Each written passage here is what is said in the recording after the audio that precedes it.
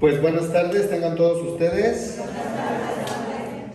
Ese canto que escucharon, bueno, los que estaban hace un momento, pues es el que viene aquí en el canto inicial del tema 1.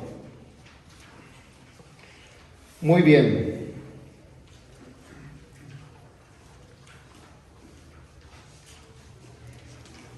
Pues vamos a encomendarnos al Espíritu Santo para que ilumine cada uno de nuestros corazones y para que esta preparación sea para bien de las almas y para mayor gloria de Dios. En el nombre del Padre, del Hijo y del Espíritu Santo. Ven, Espíritu Santo, llena los corazones de tus fieles. Envía, Señor, tu Espíritu y todo será de nuevo creado. Espíritu Santo, fuente de luz. En el nombre del Padre, del Hijo y del Espíritu Santo. Amén. Si gustan sentarse. Cada año el material de los cuaresmales pues va variando. En esta ocasión yo estuve preparando un material basado en lo que la iglesia está viviendo sobre la sinodalidad, que es hasta el 2023. Sin embargo, el Espíritu Santo pues tenía pensado otra cosa, ¿verdad? Porque hace algunos días, por parte de la diócesis, mandaron este material que tienen en sus manos y que decidimos mejor que sea este el que nosotros podamos compartir, pues para unirnos con nuestra diócesis y sobre todo con lo que se está viviendo en la diócesis. Me estoy fijando porque en el material que nos mandaron no viene el mensaje del Santo Padre aquí, ¿verdad? Aquí luego inicia con el tema 1. Bueno, yo ya había subrayado el mensaje. Ya ven que cada año el Santo Padre envía un mensaje de Cuaresma pues a toda la Iglesia universal. No pensé que, pero bueno, lo vamos a comentar así, algunos puntos antes de iniciar con el tema 1. Y pues sería bueno que si lo pueden checar en, pues ese mensaje de Cuaresma, el Santo Padre lo envía a la página del Vaticano. Si alguien tiene facilidad de ingresar a Google, por ejemplo, ahí puede buscar el mensaje del Santo Padre para la Cuaresma 2022. Está basado este mensaje del Santo Padre en la cita bíblica de San Pablo, basado en Gálatas capítulo 6, versículo del 9 al 1. De ahí parte la reflexión del Santo Padre para desarrollar. No viene. O sea, sí viene acá que lo que nos hicieron, pero aquí no lo incluyeron. Y yo sí lo incluí en la exposición, así que vamos a platicar un poquito, ¿no? Sobre el mensaje del Santo Padre sobre la Cuaresma de este año. Y dice así la cita bíblica: no nos cansemos de hacer el bien, porque si no desfallecemos, cosecharemos los frutos a su debido tiempo. Por tanto, mientras tenemos la oportunidad, hagamos el bien a todos. Esta es la cita bíblica de San Pablo y en la que se basa el Santo Padre en su mensaje. Yo subrayé únicamente del mensaje del Santo Padre algunas partes que nos pudieran ayudar a nuestra reflexión. Si ustedes adquieren o consiguen, bueno, está ahí accesible en las redes este mensaje y lo quieren compartir, pues sería bueno que al iniciar el primer tema antes compartieran algunos puntos sobre este mensaje que es para todos, toda la cristiandad católica. Fíjese lo que subrayé. Dice el Papa: ciertamente la Cuaresma es un tiempo favorable, pero también lo es toda nuestra existencia terrena.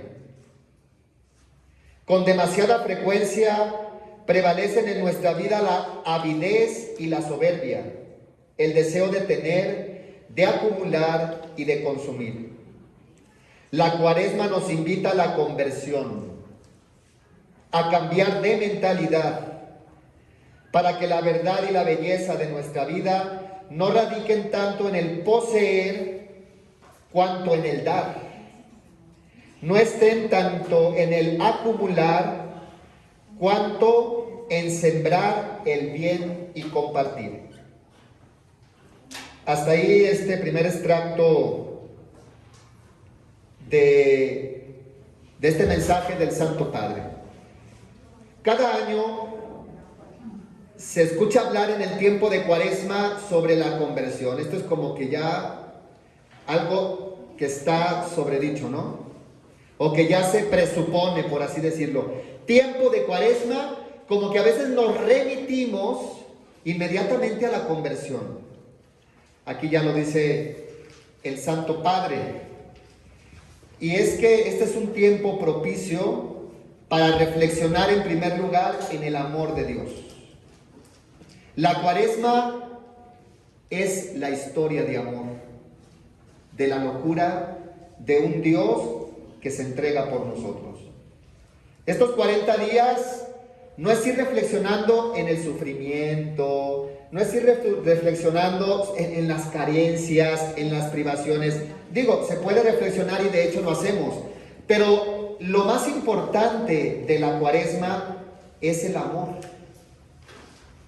Es una historia de amor, porque dice Jesús, no hay amor más grande que aquel que da la vida por sus amigos.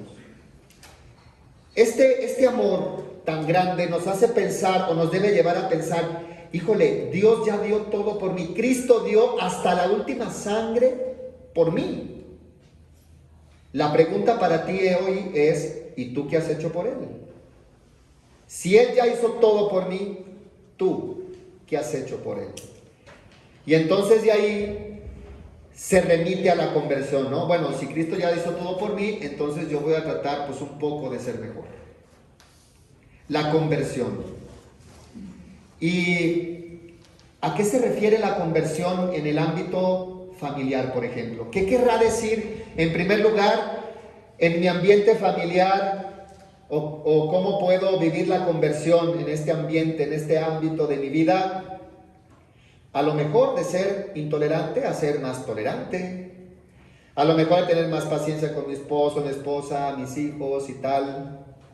A lo mejor de ser más servicial. Cada quien podrá decir, en el ámbito de mi familia, conversión significa tal actividad, tal actitud. En el ámbito laboral, por ejemplo, ¿qué significará convertirse? A lo mejor no ser agresivo, no ser intolerante con mis compañeros de trabajo, comprenderles más, quizás no envidiar los puestos de otros, a lo mejor compartir un poco con mis compañeros de trabajo, etc. En el ámbito social, con mis amistades, ¿qué implica la conversión? En el ámbito religioso, en mi vida de fe. Ahora, en el ámbito, ustedes, bueno, de apostolado, ¿no? Ustedes, pero en general, en el ámbito religioso y de fe, ¿qué implica convertirse? Y la palabra conversión viene del griego, del metanoia, ¿no? Ese famoso metanús, que es la luz griega. Y la metanús es la luz de la razón, de la mente. Por lo tanto, la metanoia, la conversión es un cambio de mentalidad. Yo cambio mi mentalidad. Como alguna vez el Señor le dirá a Pedro, apártate de mí, Satanás, porque tú no piensas como Dios, sino piensas como los hombres. Entonces yo tengo que cambiar este pensar como los hombres, este pensar como el mundo piensa. Yo tengo que quitar ese tipo de pensamientos y mi conducta de vida no la debe regir lo que la mentalidad del mundo me ofrece, sino que la debe regir lo que la mentalidad del Evangelio me ofrece. Esa es la conversión, esa es la metanoia, la metanús griega. Cambio de mentalidad. La palabra conversión también puede venir del hebreo. Una palabra medio rara se llama shukur, ¿no? Y shukur significa volver. ¿En qué consistió la conversión del hijo pródigo, por ejemplo? En volver a la casa del Padre. O sea que la palabra conversión también puede ser ese volver al plan original de Dios sobre mi vida. Cambio de mentalidad y volver. Por lo menos etimológicamente, esto es lo que nos quiere decir conversión. Vamos con el Papa. Habla sobre la cosecha. Dice, a sembrador mezquino, cosecha mezquina. A sembrador generoso, cosecha generoso. Lo que está diciendo el Papa es, lo que tú siembras, eso vas a cosechar. Dice, en Dios no se pierde ningún acto de amor, por más pequeño que sea. No se pierde ningún cansancio generoso. Cada acto de amor, como dice el Papa, por más pequeño que sea, tiene eco en la eternidad. En aquellas palabras de Jesús de que hay que acumular tesoros en el cielo, pues se está refiriendo a los actos de amor. Se está refiriendo a hacer el bien a todos. Una vida llena de obras buenas es luminosa y lleva el perfume de Cristo al mundo. La luz de la que nos habla Jesús, cuando dice ustedes tienen que ser sal de la tierra y luz del mundo, se está refiriendo a las obras buenas. Por lo tanto, el Papa en este mensaje de Cuaresma nos está invitando a hacer el bien, según la palabra del apóstol San Pablo. Dice el Papa, el fruto completo de nuestra vida y nuestras acciones es el fruto para la vida eterna, que será nuestro tesoro en el cielo. Cada obra buena tiene eco en la eternidad. Si lo que esperamos de Cristo se reduce solo a esta vida, entonces somos los más desdichados de todos los seres humanos, dice el Papa. Si lo que esperamos de Cristo se reduce solo a esta vida, somos los más desdichados de todos los seres humanos. Por lo tanto, la invitación del Santo Padre para esta Cuaresma es mirar al cielo, mirar la eternidad que nos espera, que no nos olvidemos de construir la vida eterna. Y esto se construye con las obras buenas y con los actos de amor, por más pequeños que sean. Dice el Papa, solo con los ojos fijos en Cristo resucitado, podemos acoger la exhortación apostólica, no nos cansemos de hacer el bien. Pero dice el Papa, no nos cansemos de orar. Porque el fundamento de la vida del cristiano es la oración. Todos conocieron o conocimos, o por lo menos vimos en televisión, a la Madre Teresa de Calcuta, ¿no? En algún momento de su vida. Quizás los últimos, en fin. Y todos vimos todo el bien que hacía. Incansable. Cómo gastó toda su vida, cómo consumió todas sus energías en hacer el bien. Y ese fundamento del obrar de Madre Teresa estaba cimentado en la oración. Conocen de sobra la anécdota en la que el periodista norteamericano va con Madre Teresa, ella está limpiando a un leproso y le dice con cierto asco, ¿no? El periodista, madre, lo que usted está haciendo yo no lo haría ni por $1,000,000. Y dice la Madre Teresa susurrando, yo tampoco lo haría por $1,000,000, por amor sí. Y luego le dice, a ver Madre Teresa, a ver, dígame cómo es posible que usted saca tanta fuerza para no parar en todo el día, para no dejar de hacer el bien, para no cansarse de hacer el bien, diría San Pablo. Y entonces la Madre Teresa le invita, ¿quieres saber de dónde brota esa energía, esa fuerza? Venga al día siguiente a la Casa de la Caridad al convento pues, y pues ahí los abra. Llega al día siguiente muy temprano, a la hora que la madre le había dicho, lo pasan, encuentra a todas las hermanas de la caridad, las misioneras de la caridad de rodillas frente a Cristo Eucaristía, terminan, después de haber celebrado la Eucaristía, terminan su oración, sale Madre Teresa, y porque no piensen que cuando hablaba la Madre Teresa con un periodista se sentaba plácidamente en un sillón, no, ella hacía lo que tenía que hacer y el periodista estaba detrás de ella, entrevistándola, grabándola. Y le decía, Madre Teresa, ya vine, me dijo que me iba a decir este secreto que usted tiene para, pues no parar, para no cansarse, para atreverse a hacer lo que hace todos los días. Y dice la madre, pues ya lo vio, la oración. Delante de Cristo Eucaristía, la oración es lo que fortalece nuestro espíritu. Y un secreto, en la oración, eso lo dice la biografía de la Madre Teresa, en la oración de la Madre Teresa durante toda su vida no tuvo ninguna consolación. ¿Qué es eso de consolación? No tuvo ningún momento de esos de los que dicen, ay, qué bonito sentí. No, ella tuvo pura aridez. Es decir, nunca sintió absolutamente nada. Aridez. La aridez en la oración significa, pues estoy aquí porque creo, pero no siento nada, no nada. Y sin embargo creo, ¿no?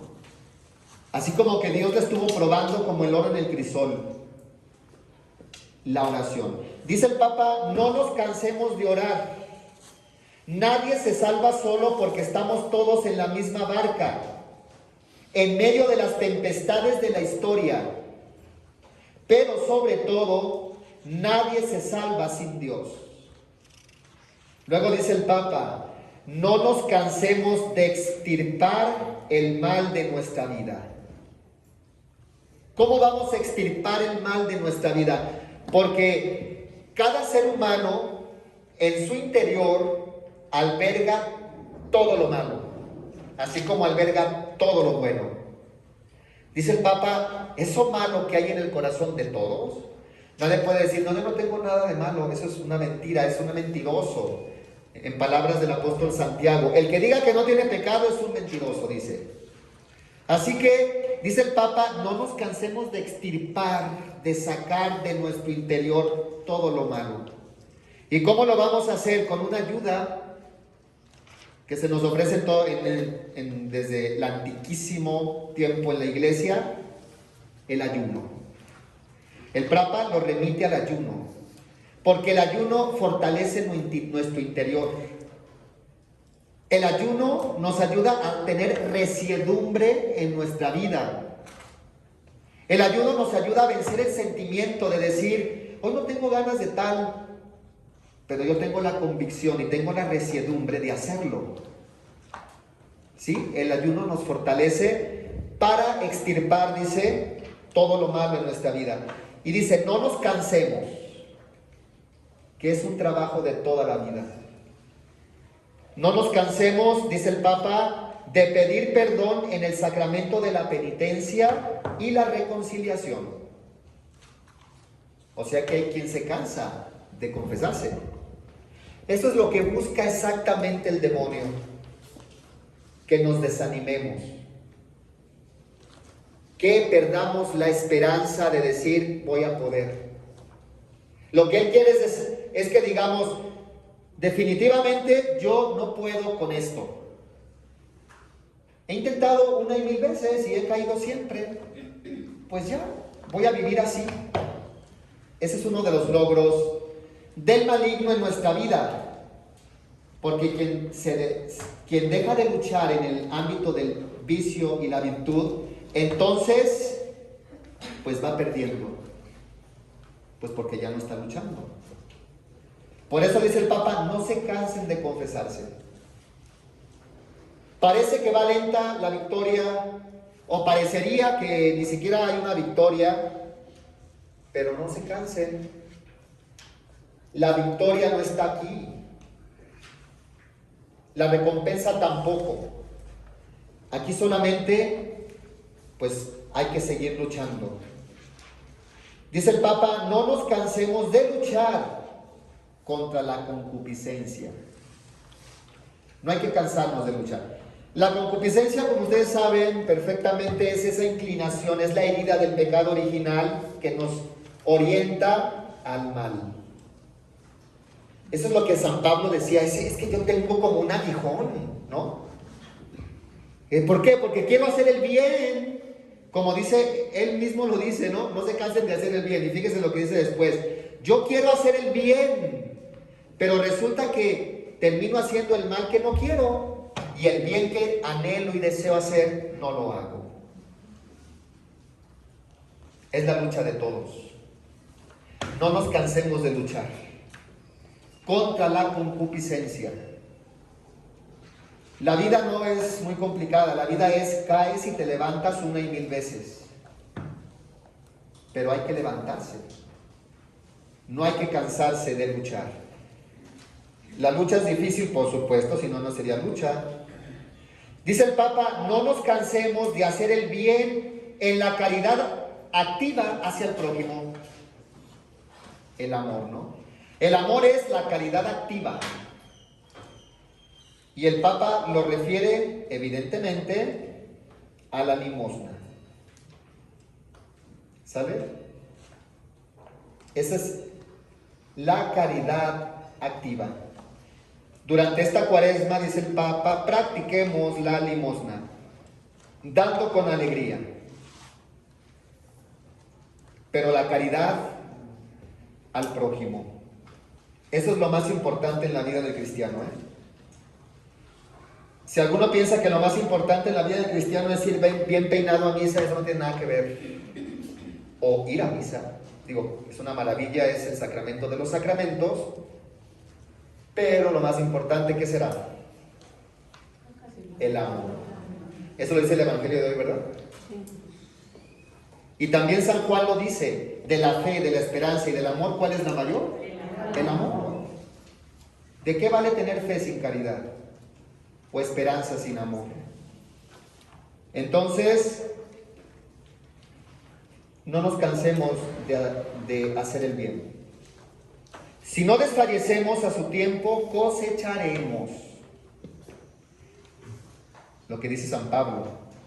Pidamos a Dios la paciencia constante del agricultor, ¿no?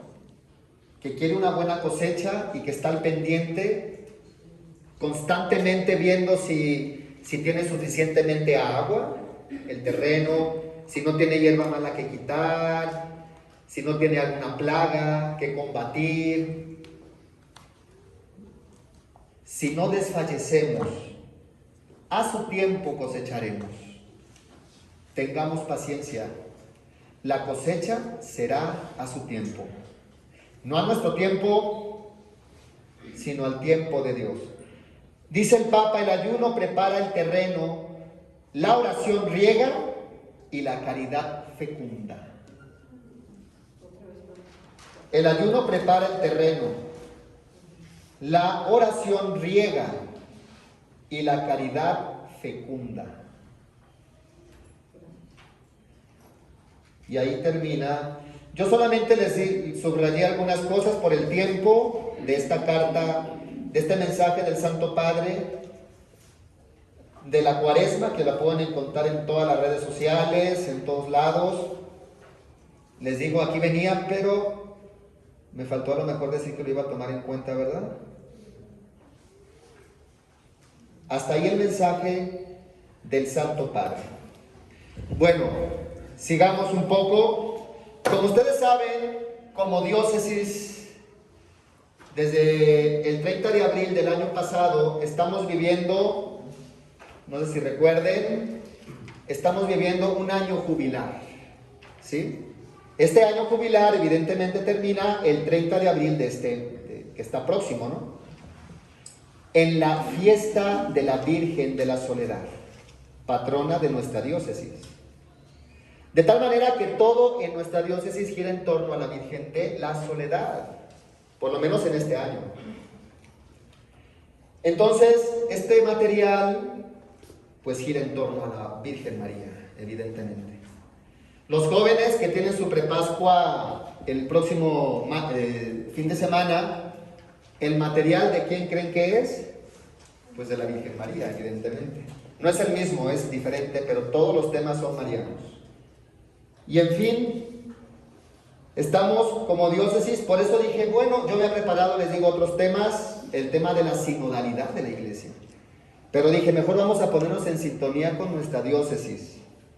Y vamos a reflexionar en estos temas de Cuaresma en torno a la Virgen María, nuestra Madre. Ahí en la primera hoja, en el número 6, viene esta oración, es la oración a la Virgen de la Soledad que vamos a realizar. Oh Señora llena de dolor, al ver a tu Hijo clavado en la cruz, queremos suplicar tu intercesión para afrontar los sufrimientos de la vida. Danos ejemplo de fortaleza y paciencia. Enséñanos a buscar día a día la voluntad del Padre Celestial, por tu corazón traspasado de sufrimiento. Haz que nuestro corazón quede limpio de pecado y sabiendo que nos acompañas, no desesperes nuestro camino cuaresmal. Amén. Muy bien, ustedes, yo les recomiendo que en su primera sesión que van a tener en sus comunidades, en primer lugar, yo sí quisiera es que el mensaje del Papa es tremendo, o sea, yo dije algunas cosas, pero les recomiendo que al menos 15 minutos hagan referencia al mensaje del Papa de este año, que es el que un poco estuvimos aquí platicando. Saquen 3 puntos, los puntos que ustedes quieran, y háganle saber el Papa a qué nos invita en esta Cuaresma. Segunda parte, la gran mayoría de los fieles, quizá no, sobre todo las comunidades, desconocen el año jubilar. Porque digo, es imposible el trabajo pastoral y lo que ustedes quieran, pues no se ha podido quizás extender mucho, sobre todo a las comunidades rurales. Aquí tuvimos a la Virgen de la Soledad maravillosamente, un mes completo, pero como van a ir a muchas comunidades, igual unos 5 minutitos, si ustedes quieran, hacerles saber qué está viviendo nuestra diócesis, hacia dónde vamos caminando para el centenario de la Virgen de la Soledad y por qué la temática de este año que propone la diócesis. Al menos como conocimiento, ¿verdad? Después, pues entrar prácticamente al tema. Aquí les puse al inicio el canto, los primeros, quizás algunos no lo escucharon. Es un canto muy bonito, pero si ustedes, por ejemplo, tienen bocina, tienen el teléfono para conectarlo, lo pueden poner. Si no, pues no se apuren, pues pongan un canto que ustedes quieran. Que ustedes se sepan. Un canto que se sepan las personas, sencillo, uno del Espíritu Santo, un canto a la Virgen, un canto del que ustedes quieran. Aquí lo importante no es quebrarse la cabeza y decir, ay, es que este canto, ¿cómo le voy a hacer? Primero, no me lo sé. Segundo, no tengo bocina. No hay que complicarse la existencia. La vida, sí, pues canten uno popular. Aquí lo importante es dejarse guiar por el Espíritu Santo. Lo importante no es lo que ustedes van a decir, sino lo que el Espíritu Santo va a decir a través de ustedes. Y si se ponen como instrumentos dóciles a las inspiraciones del Espíritu, pues entonces el Espíritu Santo actuará en cada uno de los corazones a quienes ustedes les van a hablar. Y por eso yo les digo, no hay que enjaular al Espíritu. El Espíritu siempre es nuevo y hace nuevas todas las cosas. Pero hay algo que sí es verdad. Si vas a pararte frente a un público, tienes que tener algo que decir. Nunca te pares frente a un público si no tienes nada que decir. ¿A qué me refiero? A que si no preparaste, ni te pares. ¿Sale? Entonces yo les estoy dando algunas ideas de cómo estructurar su hora o su hora y media, lo que ustedes vayan a durar. 15 minutos mensaje del Papa, háblenle 5 minutos del centenario y empiecen. Digo, ustedes sabrán, ustedes déjense guiar por el Espíritu, pero sí tienen que estructurar. Eso es lo que nos decía el maestro de homilética. Si te vas a parar frente a un público, debes tener algo que decir. Si no, no tiene sentido. Aquí nos propone este evangelio, si gustan ponerse de pie para leer la lectura del Santo Evangelio según San Lucas. En aquel tiempo, el padre y la madre del niño estaban admirados de las palabras que les decía Simeón. Él los bendijo y a María, la madre de Jesús, le anunció: este niño ha sido puesto para ruina y resurgimiento de muchos en Israel, como signo que provocará contradicción, para que queden al descubierto los pensamientos de todos los corazones. Y a ti, una espada te atravesará el alma. Palabra del Señor. Gloria a ti, Señor Jesús. Pueden sentarse. ¿Cómo se llama el tema? Una espada te atravesará el alma. Palabras de Simeón a la Virgen María. Esta primera profecía fue la primera espada. Ya ven que dice la Sagrada Escritura, 7 espadas de dolor atravesaron su corazón. La primera fue esta, la profecía de Simeón. Una espada te atravesará el alma. De esta, ustedes tienen completo el texto. Yo subrayé algunos puntos solamente a resaltar. Subrayé, por ejemplo, el segundo párrafo. En el Calvario contemplamos a María al pie de la cruz. La vemos llena de dolor y sufrimiento. Y al mismo tiempo recordamos la profecía del anciano Simeón en el templo: una espada te atravesará el alma. Este es el primer gesto, digámoslo así, de dolor de la Santísima Virgen María. Ya casi al final de ese párrafo subrayé lo siguiente: el dolor humano es necesario para poder asumir la madurez que nos hace fuertes en las tribulaciones y reconocernos plenamente como hijos de Dios. ¿Han escuchado la frase de lo que no te mata te hace más fuerte? Sí. Por eso el dolor humano, dice este párrafo, es necesario para asumir la madurez que nos hace fuertes en las tribulaciones. Hay una secta que tiene como eslogan: pare ¿de qué? De sufrir. No sé si aquí haya, pero en Irapuato sí, en muchas partes. Y ese es el eslogan: pare de sufrir. Y todo el mundo, bueno, algunos van porque no quieren sufrir. Y si se fijan, la sociedad contemporánea lo que menos quiere es sufrir. Lo que menos espera es padecer. Desde los niños, jóvenes, adultos y así hasta adelante, en estas últimas generaciones, la ley del menor esfuerzo. Y todo se les quiere facilitar. Y que resulta que ya no pueden reprobar.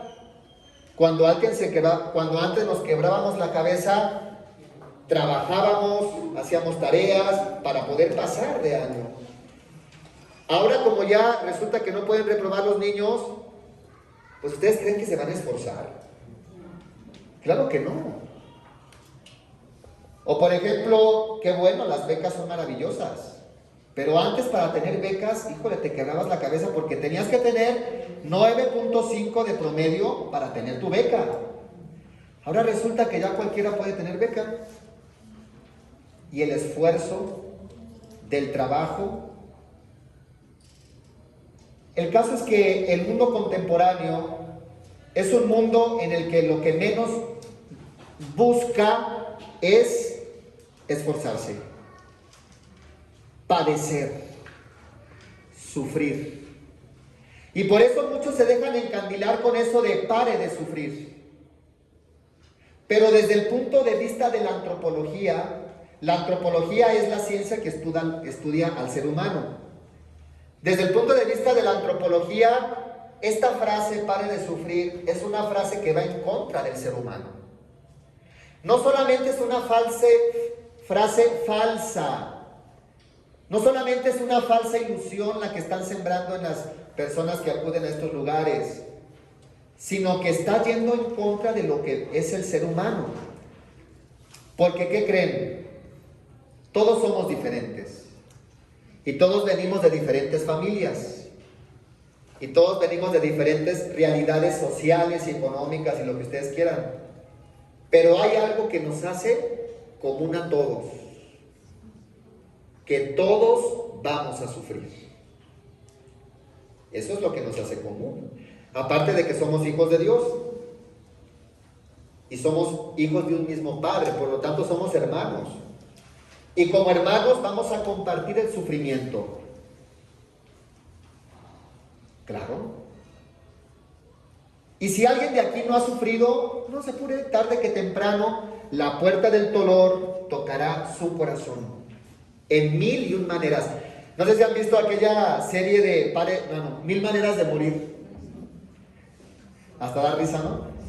Pues bueno, 1000 maneras de sufrir, podemos decir nosotros, ¿no? Es decir, es que hay 1001 formas de sufrir.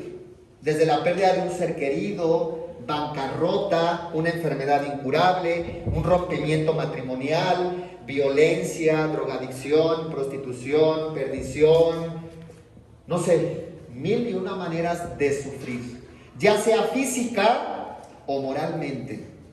Pero todos vamos a compartir el sufrimiento en nuestra vida.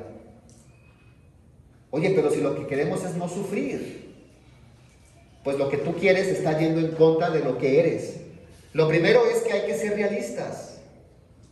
Y siendo realistas, vamos a compartir. Todos tenemos que pasar esa prueba, ese camino del sufrimiento.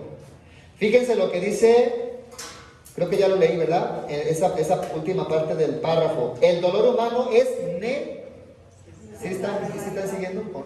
¿Sí? El dolor humano es necesario para poder asumir la madurez que nos hace fuertes en las tribulaciones.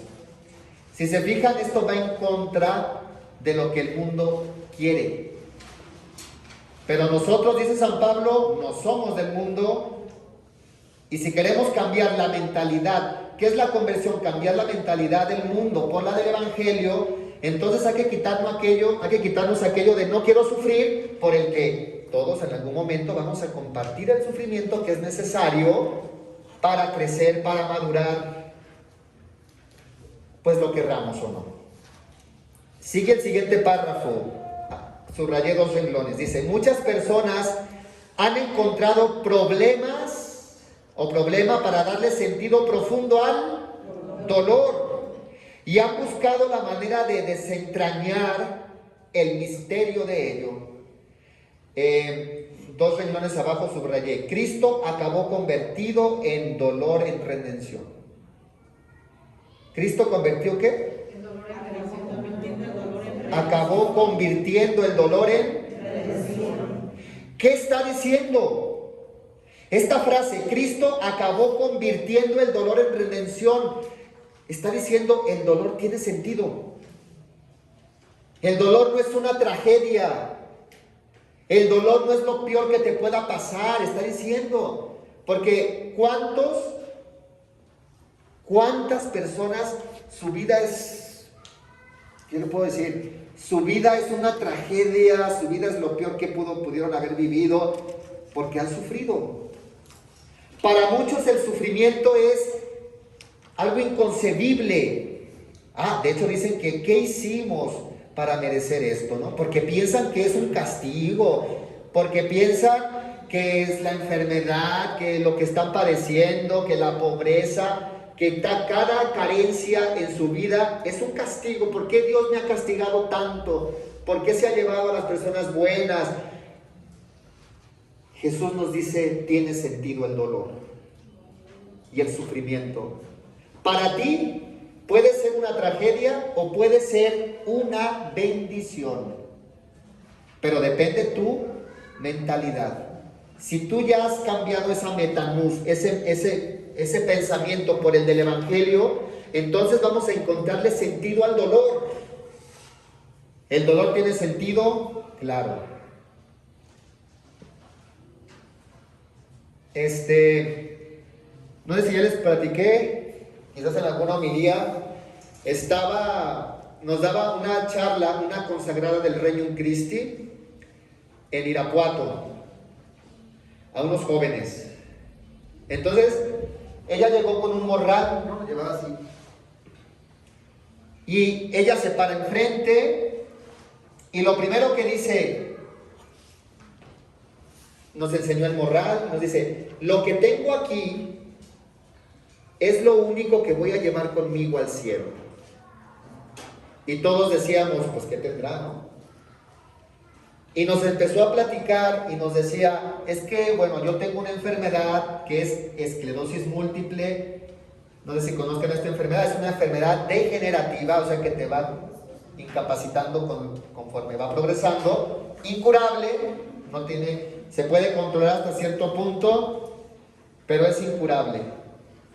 Y ella decía, cuando venían esos fuertes dolores por mi enfermedad, yo tomaba un papelito y escribía, este dolor, este sufrimiento, este dolor por mi enfermedad, lo ofrezco por el Papa, lo ofrezco por mi familia, lo ofrezco por los jóvenes, por la conversión de los pecadores, por las religiosas, por los jóvenes que quieren ser sacerdotes, por los pobres, por no sé qué. Cada padecimiento que ella tenía, lo ofrecía.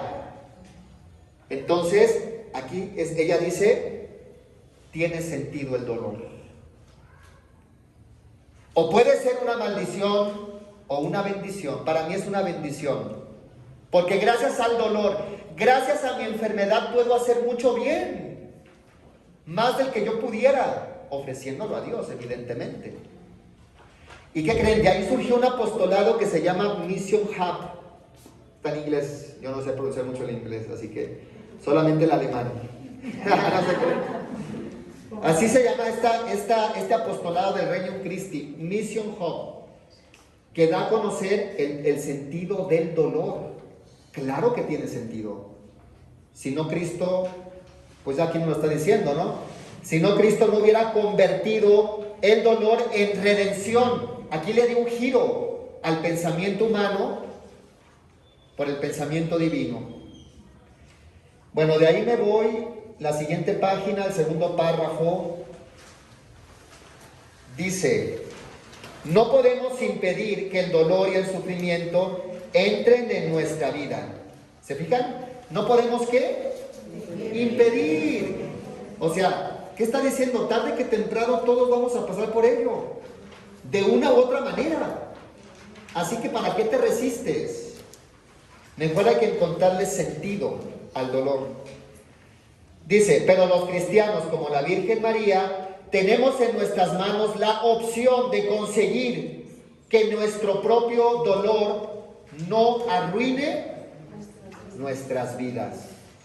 ¿Cuántas veces se han topado con personas que el dolor ha arruinado sus vidas? Digo, no es que sean culpables, nadie les ha platicado quizás de esto, y por eso dice San Pablo, ¿cómo es que van a creer si nadie les predica? Lo bueno es que ustedes van a ir a predicar, ¿verdad? Van a ir a llevar este mensaje de esperanza en medio de un mundo que sufre y en medio de un mundo que para muchos ese sufrimiento destruye su vida. Esta es una buena noticia. Ese sufrimiento, al contrario, es una bendición para ti. No sé si les conté también, o bueno, ya lo he contado en alguna homilía, el padre Antonio Izquierdo es un sacerdote, bueno, fue un sacerdote legionario de Cristo en Monterrey. Iba a celebrar, fíjense, iba a celebrar su aniversario sacerdotal. De camino a la celebración tiene un accidente automovilístico muy fuerte, muy grave. Lo internan en el hospital y así como si tú dijeras casi, como el mundo suele decir, por mala suerte, ¿no? Estando hospitalizado le detectan cáncer, ¿no? Primero el accidente que le deja todo por ahí sin poder moverse y luego le descubrieron cáncer, así como que, híjole, primero una y luego otra. Y cuando lo iban a visitar al padre Antonio Izquierdo, pues quien veía al padre Antonio Izquierdo ya estaba consumido, ya no era el mismo físicamente, ¿verdad? Pues todos así como que, ay, es el padre. Entonces, él notaba pues como que el cambio así de, como la sorpresa de que lo vean pues en ese estado. Y él normalmente decía, ya en la plática, mira, Dios me ha dado 2 bendiciones. No decía bendiciones, decía regalos. Dice, 2 regalos en esta vida. Y dice, el primer regalo fue mi ordenación sacerdotal. Sin merecerlo. Solo por misericordia de Dios. Y el segundo regalo es esta enfermedad. El cáncer. Porque gracias a esa enfermedad puedo salvar muchas almas, dice. Porque quien conoce este padecimiento, pues sabe que no es nada fácil y que es doloroso. Y que ese dolor, cuando se ofrece a Dios por las almas, es tomado en cuenta y el Señor derrama bendiciones sobre muchas almas. Gracias a este regalo que Dios me ha dado, regalazo, dice, puedo hacer mucho bien. Ahí está, es cuando el dolor tiene sentido. Cuando el dolor no es una tragedia. Nadie dice que sea fácil, evidentemente, no porque el padre, no piensen que ya, es que él es padre. No, eso no tiene nada que ver, sigue siendo humano como todos. No fue fácil. Pero lo ve de otra manera. Fíjense, Jesús vino y no acabó con la enfermedad. Sanó a algunos enfermos, pero no acabó con la enfermedad. Jesús es el príncipe de la paz, pero no acabó con la guerra, Sigue habiendo guerras. Jesús estuvo con los pobres y no acabó la pobreza sigue habiendo pobres. Jesús expulsó a muchos el demonio, pero el demonio pues sigue haciendo de las suyas, por lo menos hasta ahora, que sus días, claro, están contados, ¿verdad? Y entonces, si no acabó con nada, ¿a qué vino Jesús? Digo, alguno pudiera pensar así, ¿no? Pues Él no vino ni a acabar con la enfermedad, ni a acabar con el hambre, ni a acabar con la guerra, ni a acabar con el demonio, al menos por hasta ahorita, ¿verdad? Vino no a quitarnos el sufrimiento, vino a que nosotros seamos capaces de mirar de modo distinto ese sufrimiento. Eso es la conversión, cambio de mentalidad. Porque si tú cambias, todo cambia. Porque tú ya vas a cambiar tu manera de ver la realidad, aunque te cueste. Nadie está diciendo que va a ser muy fácil, nada más decirlo y ya. No, requiere mucho trabajo interior. Requiere fe, esperanza y amor. Y requiere esa conversión, esa metanús, cambio de mentalidad. Una bendición, lo que para muchos puede ser una tragedia, ¿no? Y lo sigue siendo. Qué bueno que ustedes van a llevar este mensaje. Sigue el siguiente párrafo. Hay muchas espadas, hoy muchas espadas atravesaron el corazón de hombres. y mujeres que luchan ante la enfermedad o muerte de un ser querido, sobre todo en este tiempo de pandemia. Y estas espadas cambiaron la vida de tantas familias de una manera inesperada. Pero, ¿quién puede cambiar ese dolor y sufrimiento? ¿Quién puede sanar nuestros corazones traspasados por la tribulación? Sin duda, Jesús. Él es la solución de todo. Y Él es la respuesta a todo. Y por eso el Señor viene a darnos esa luz de la fe que nos hace mirar de un modo distinto nuestra realidad. Dice, ¿en qué cambia mis sufrimientos el hecho de que crea en Jesús? Esa es una pregunta, ¿no?, que quizás algunos se han hecho. Si no cambia el dolor en sí, la diferencia es la manera en cómo juzgamos y enfrentamos esos sufrimientos. Bueno, ya aquí lo dice de otra manera, pero eso es, tú ya estás mirando con otra perspectiva, la perspectiva de la fe. ¿Cuáles son los edificios más altos del mundo? ¿Eran las Torres Gemelas? ¿No, verdad? Dubái, la Torre Mayor en la Ciudad de México, ¿verdad? Pues imagínate que esos no son las torres más grandes del mundo. Imagina que las torres más grandes, porque quien ha ido a la Torre Latinoamericana, a la Ciudad de México, ya ve que tienen arriba ¿cómo se llama? Un mirador. Si tú te asomas, si tú ves hacia abajo, vas a mirar muy pequeños, ¿no? Los carros, las personas, lo que se diga, muy pequeñas. Pues los edificios más grandes del mundo son la fe, la esperanza y el amor. Súbete y desde arriba mira hacia abajo todos tus problemas, todos tus sufrimientos, todos tus padecimientos, y los verás tan pequeños, pero súbete. Mira desde la fe, la esperanza y el amor tu realidad. Muchos son los testimonios que tenemos de tantos enfermos sobrellevando su dolor. Dice acá el siguiente párrafo. Yo ya les he mencionado algunos, pero pues hay muchísimos, ¿no? Que no acabaríamos. Aquí en la parte, ya de ahí me brinco hasta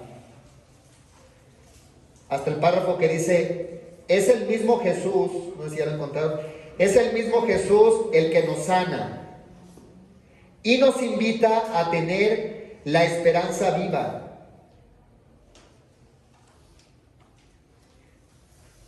De que el suplicio, de que la cruz, el sufrimiento y el dolor, nuevamente lo repetimos, tiene sentido profundo.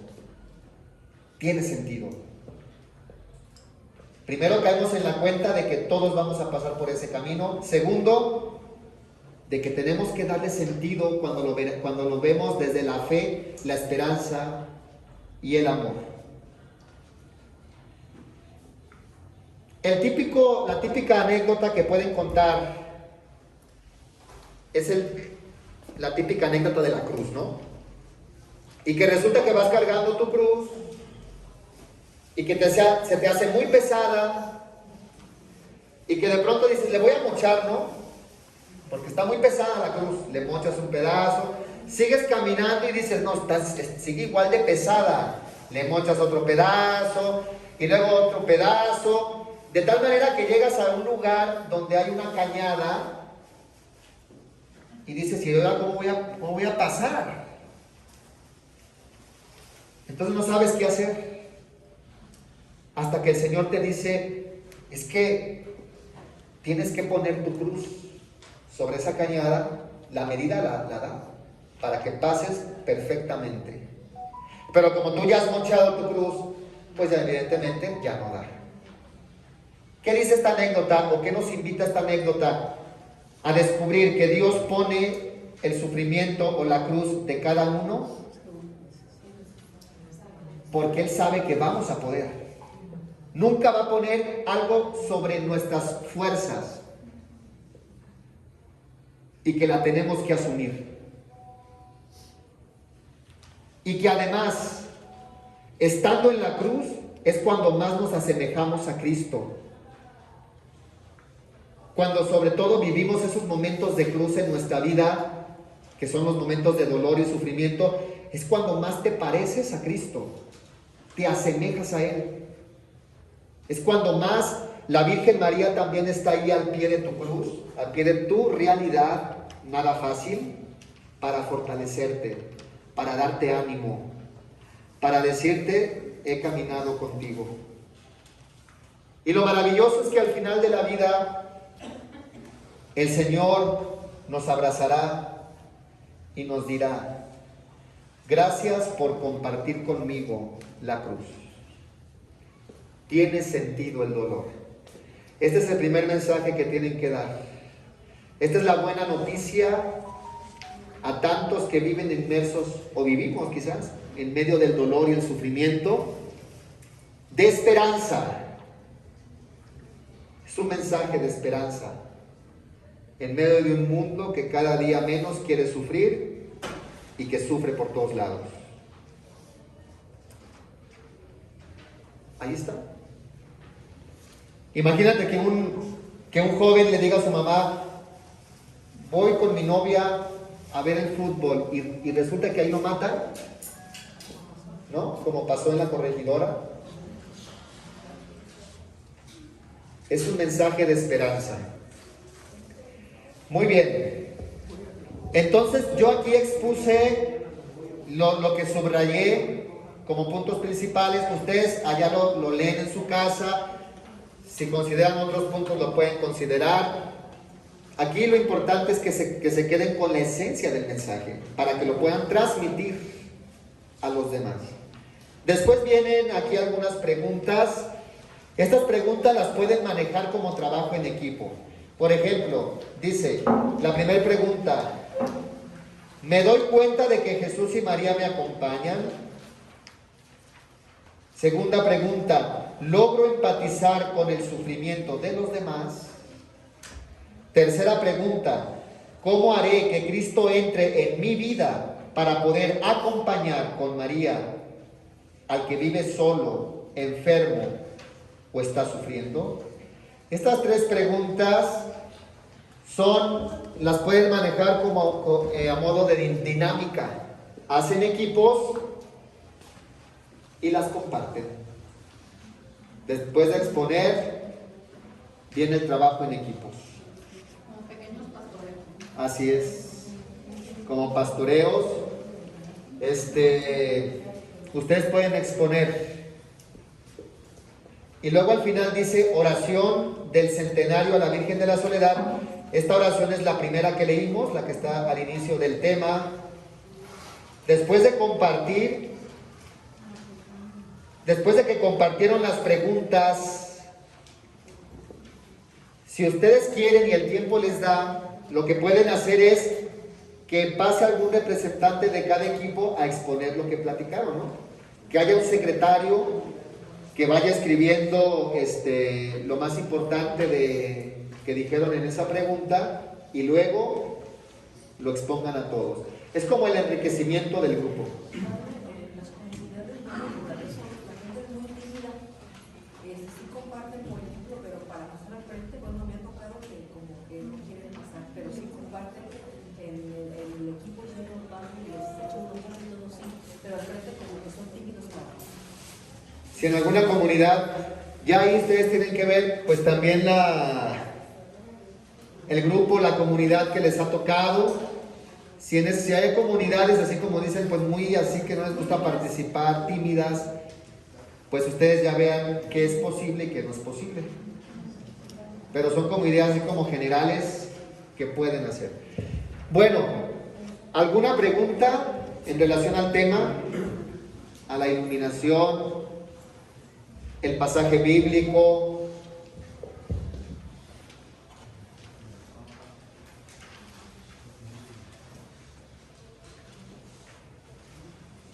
¿Qué les parece?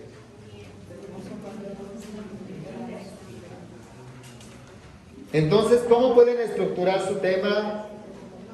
Pues yo lo estructuré así, ustedes sabrán cómo lo hacen, pero yo puse el mensaje del Papa de Cuaresma, fundamental. Hay que dar algunas ideas. Luego, exponer 5 minutos, lo que ustedes quieran, de los cuaresmales en torno al centenario de la coronación de la Virgen de la Soledad, por lo menos porque estamos en esta diócesis y es algo que se está viviendo. Y tercero, el desarrollo del tema. Ya al final, el trabajo en equipo, el canto, les digo, pues el que ustedes quieran.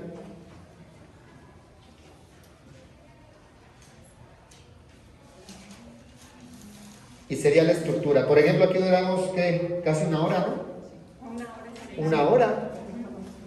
Claro, me fui rápido y además ustedes tienen que, como que con más calma, ustedes pues son agentes de pastoral, rápido captan ideas, ¿no?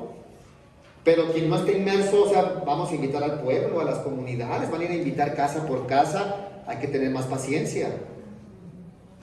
Ustedes, bueno, aunque dicen no hay que dar nada, por supuesto, ¿verdad? Pero yo doy por supuesto que ustedes están un poquito más, captan pues la idea. Por eso yo solamente quiso como que darles un ejemplo de cómo se puede exponer un tema en estos cuaresmales. Una espada te atravesará el alma.